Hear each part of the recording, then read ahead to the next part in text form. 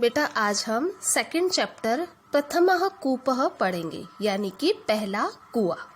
इस चैप्टर में हम तवतु प्रत्यय का प्रयोग करना सीखेंगे। तवतु प्रत्यय हमेशा भूतकाल क्रिया में लगता है, ठीक है। अब जैसे जैसे सेंटेंस में आएंगे शब्द वैसे वैसे हम इनको समझेंगे। शुरू करें चैप्टर। सरोवरम परितः किम अपि लघु राज्यम आसीत। सरोवरम परितः यानी सरोवर के चारों ओर, किम अपि कोई, लघु राज्यम आसीत छोटा सा राज्य था। आसीत का मतलब था, परितः का मतलब चारों ओर। एकदा उष्णे ग्रीष्मे वृष्टि न अभवत। एकदा एक बार, उष्णे गर्मी, गर्मी में, ग्रीष्म काल में, वृष्टि यानी बारिश, न अभवत नहीं हुई। सरोवरः शुष्कः अभवत। सरोवर यानी तालाब, शुष्कः सूखा, अभवत हो गया था।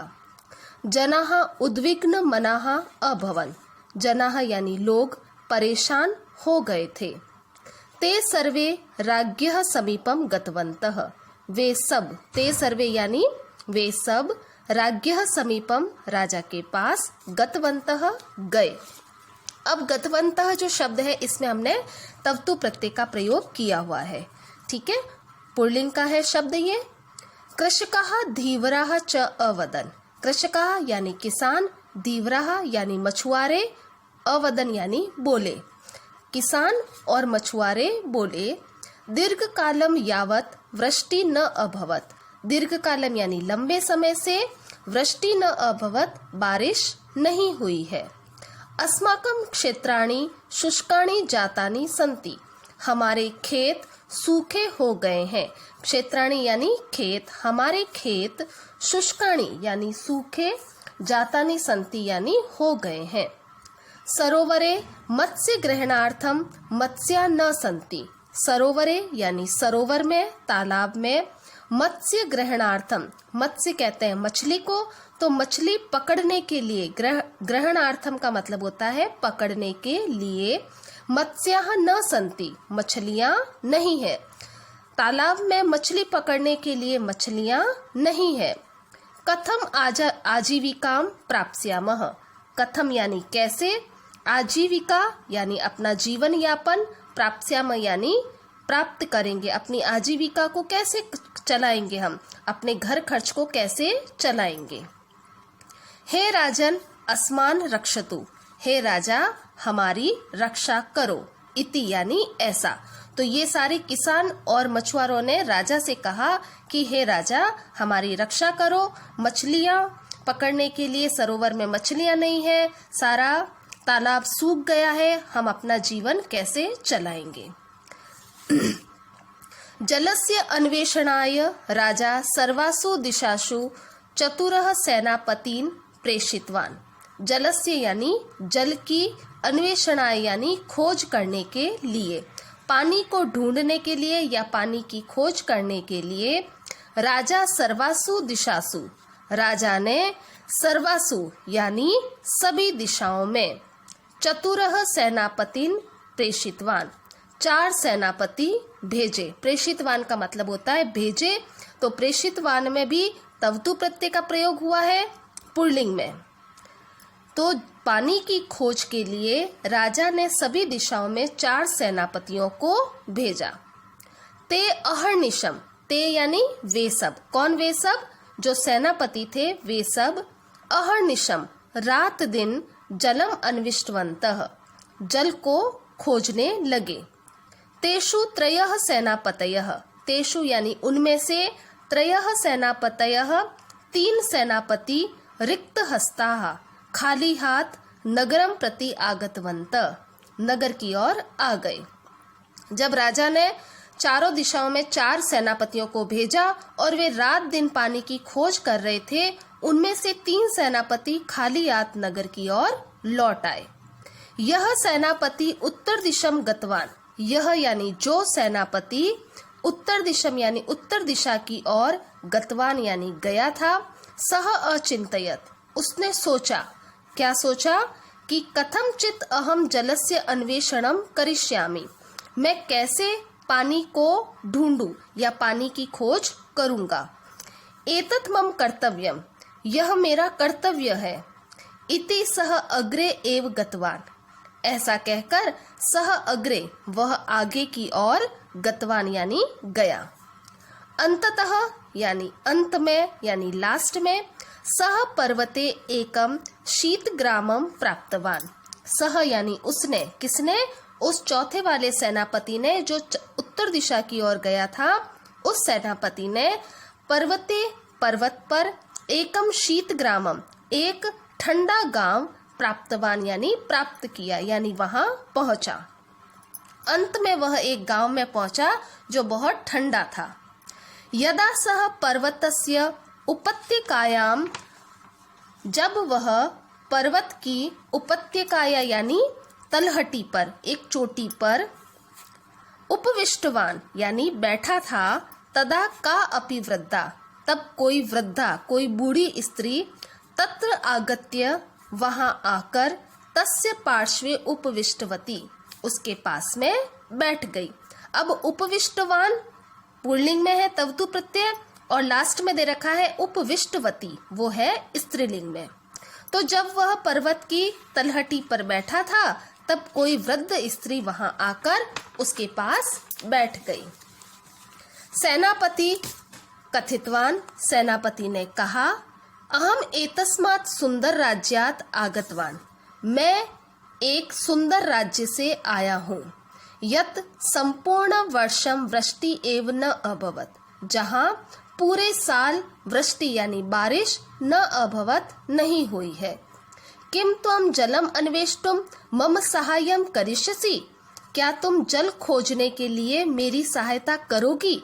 ऐसा सेनापति ने उस वृद्ध स्त्री से कहा कि मैं एक सुंदर राज्य से आया हूँ और जहाँ पर पूरे साल बारिश नहीं हुई है।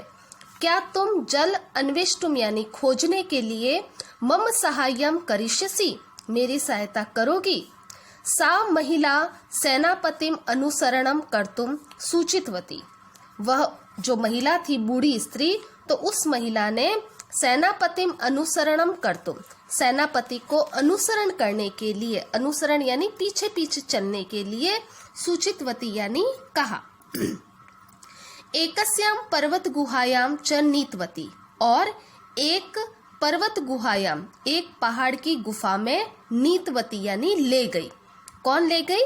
वो वृद्ध स्त्री थी, वह उस सेनापति को पीछे पीछे चलने के लिए कहा और एक पर्वत की गुफा में ले गई। सा गुहायाम हिम शंकम दर्शयित्वा अवदत, उसने, सा यानी उसने, गुहायाम यानी गुफा में, हिम शंकुम यानी बर्फ के गोले को, दर्शयित्वा दिखाकर, अवदत बोली। क्या बोली? कि एतत् हिमम अस्ति, यह हिम है यानी बर्फ है।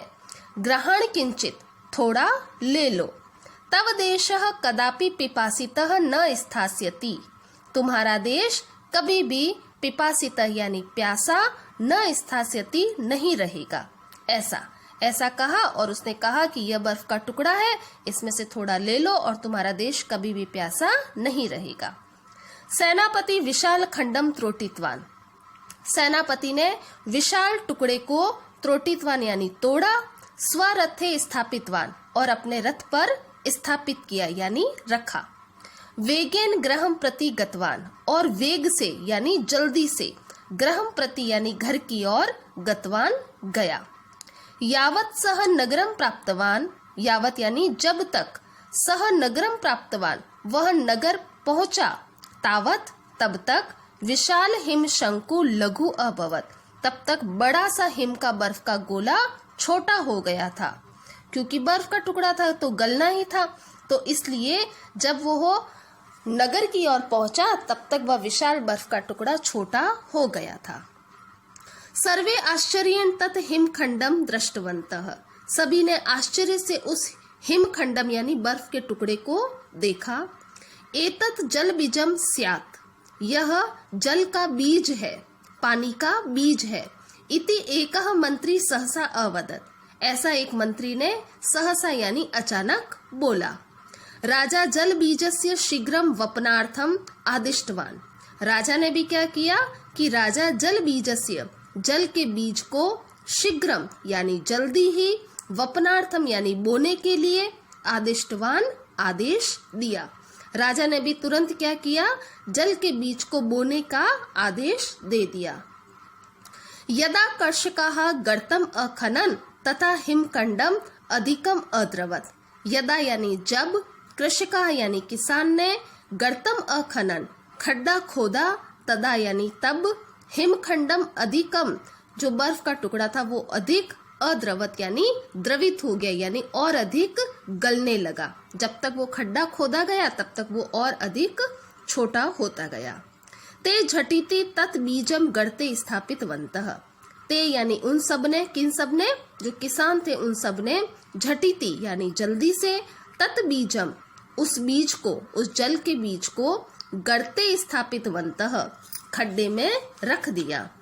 किंतु छादनात् पूर्वम एव लेकिन छादनात् यानी ढकने से पहले ही, तत् बीजम वह बीज अदृश्यम अभवत अदृश्य हो गया, क्योंकि जो बर्फ का टुकड़ा था वो पूरा का पूरा गल चुका था। इसलिए उन्होंने जल्दी से उस बर्फ के टुकड़े को मिट्टी के अंदर डाला, खड्डे के अंदर डाला, लेकिन खड्डे को वापस ढकने से पहले ही वह जो बीज था, जो बर्फ का गोला था, वह अदृश्यम अभवत अदृश्य हो गया। ते तत् गर्तम गंभीरम गंभीरतरम रात्रि पर्यंतम खनितवन्तः। उन्होंने क्या किया, तत् गर्तम उस गर्त को, उस खड्डे को, गंभीरम और गहरा, गंभीरतरम और गहरा, रात्रि पर्यंतम रात तक, खनितवन्तः खोदना शुरू कर दिया। तत् विचित्र बीजम अन्विष्टवन्तः च और उस विचित्र बीज को ढूंढ लिया। प्रभाते राजा गर्ते अपश्यत। सुबह राजा ने खड्डे में देखा। चकितः सह उच्चै उक्तवान और चकित होकर, आश्चर्यचकित होकर, सह उच्चै उक्तवान उसने जोर से कहा, जागृत मम प्रजा, मेरी प्रजा जागो, जल बीजम अंकुरितम, जल का अंकुरित अंकुरित हो गया है, गर्ते जलम अस्ति, खड्डे में जल है, एवं प्रथम कूपः रचितः, इस प्रकार पहला कुआं रचा गया। तो क्या हुआ था कि जब बर्फ का टुकड़ा पूरा गल गया था, उन्होंने अंदर डाला तो लोगों ने सोचा कि बर्फ का टुकड़ा तो गायब हो चुका है। उनको ये नहीं पता था कि ये बर्फ का टुकड़ा और वाकई में गलता भी है। तो उन्होंने खड्डा खोदना शुरू किया। खड्डा जैसे ही खोदते गए तो उसमें से स्वाभाविक रूप से उसमें से पानी निकल आया। तो गांव वालों ने सोचा, जो किसान थे उन्होंने सोचा कि जो पानी का जो बीज था वो हमें मिल गया है। तो मिट्टी में से, जब धरती में से पानी ऊपर आया तो सुबह राजा ने उस पानी को देखा तो वो वाकई में आश्चर्यचकित होकर बोलने लगे कि जल का बीज अंकुरित हो गया है और उसमें से पानी निकल आया है। तो इस प्रकार पहले कुएं की रचना की गई। तो बेटा ये हमारा चैप्टर समाप्त होता है। इस चैप्टर में हमने तवतु प्रत्यय पढ़ा। तवतु प्रत्यय में केवल वान और वती लगता है। वान पुल्लिंग में लगेगा और वती स्त्रीलिंग में लगेगा। ठीक है, तो ये दोनों ये जो प्रत्यय है जो पुल्लिंग और स्त्रीलिंग में हमने यूज किए हैं, ये केवल भूतकालिक क्रिया में ही प्रयोग होते हैं। जब हम लंग लकार का प्रयोग नहीं कर पाते, अगर हमें कोई सेंटेंस याद नहीं आ रही, क्रिया याद नहीं आ रही, तो हम लंग लकार की जगह हम तवतु प्रत्यय का भी प्रयोग कर सकते हैं। तो तवतु में अगर पुल्लिंग लगाएंगे तो वान लग जाएगा क्रिया के पीछे, और अगर स्त्रीलिंग में लगेगा तो क्रिया के पीछे वती लग जाएगा। ठीक है, तो बेटा आई होप आपको ये चैप्टर समझ में आया होगा। धन्यवाद।